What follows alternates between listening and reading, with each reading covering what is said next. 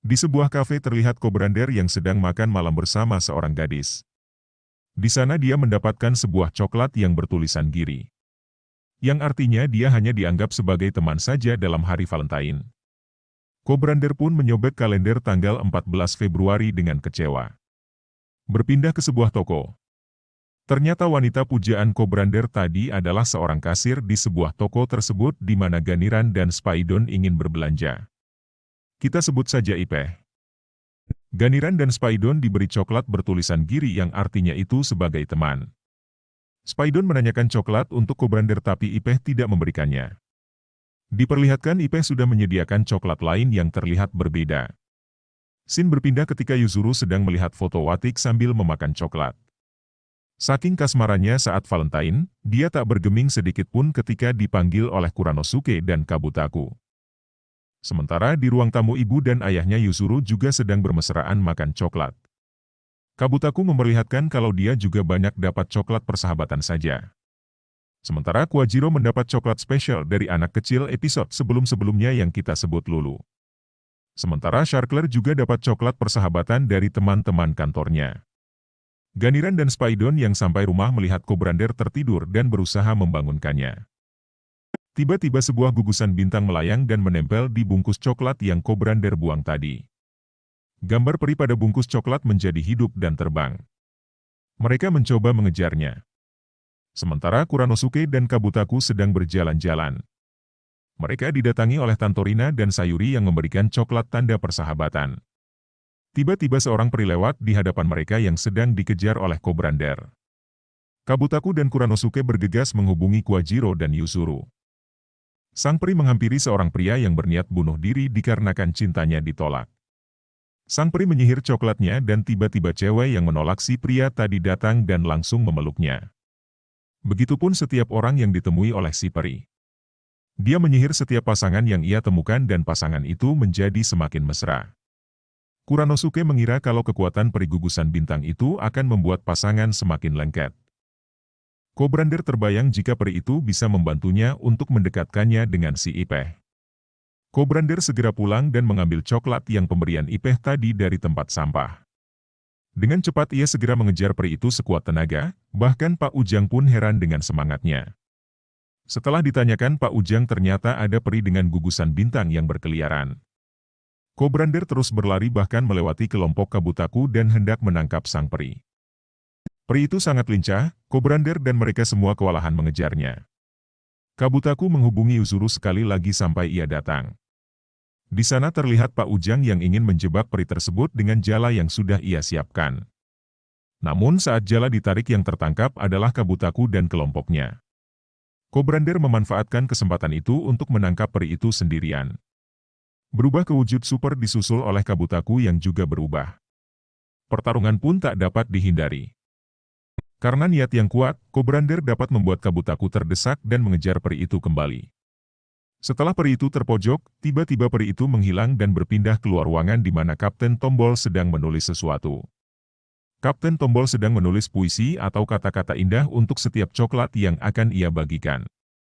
Sharkler pun datang dan juga menginginkan coklat. Kapten Tombol pun menunda perlombaan untuk sementara karena dia sedang sibuk. Sharkler yang marah pun memukul meja Kapten Tombol hingga kartu ucapannya terjatuh. Di situ Sharkler melihat inisial KT yang membuat Sharkler teringat akan sesuatu. Kapten Tombol pun langsung memilih tema perlombaan yaitu menulis puisi cinta.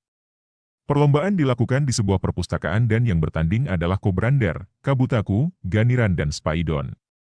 Ketika perlombaan dimulai, mereka semua tampak bingung ingin menuliskan kata-kata.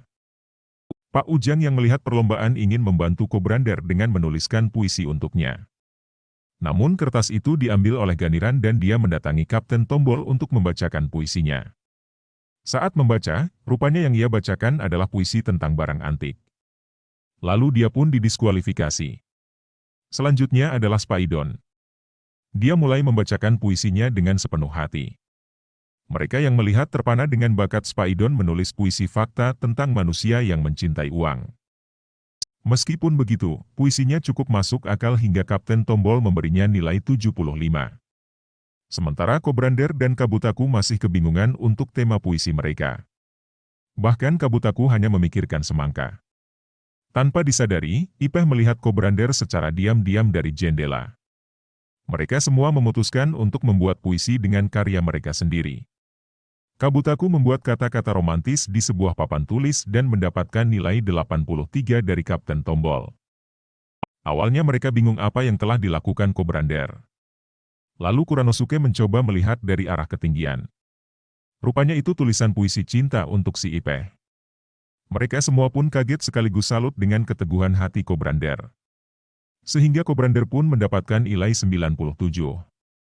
Kobrander tidak menginginkan gugusan bintang, namun ingin peri tersebut membuatnya mesra dengan Ipeh. Namun apa dikata, gugusan bintang itu palsu, dan peri kembali menjadi bungkus coklat. Merasa putus asa, Kobrander pergi ke pinggir jalan dan menatap sebuah coklat.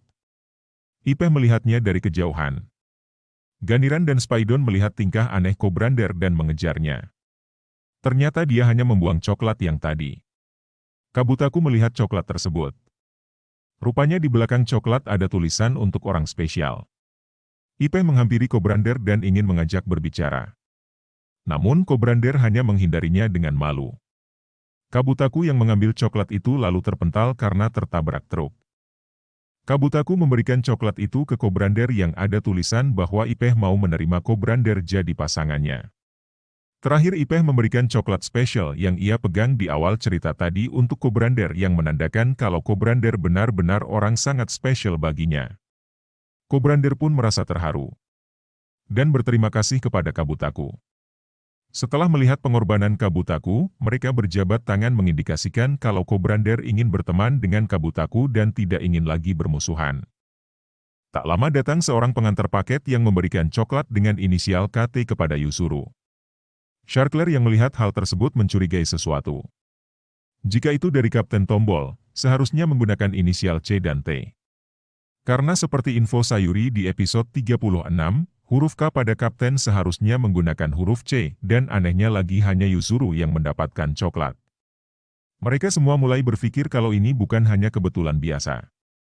Jadi Sharkler berkesimpulan kalau selama ini yang mengadakan perlombaan itu sebenarnya adalah kakek Koenji yang menyamar sebagai Kapten Tombol untuk menyelesaikan perselisihan robot-robot yang ia buat. Pesan yang dapat diambil di episode kali ini adalah, kadang jatuh cinta bisa membuat kita di luar batas normal, jadi hati-hati dengan perasaan. Dengan tobatnya Kobrander sebagai antagonis, seperti serial-serial lain, serial ini juga sudah hampir di penghujung ceritanya. Namun masih ada Sharkler yang menjadi antagonis dan misteri seorang Kapten Tombol yang belum terpecahkan. Apakah yang akan terjadi di episode selanjutnya? Kita nantikan di episode selanjutnya.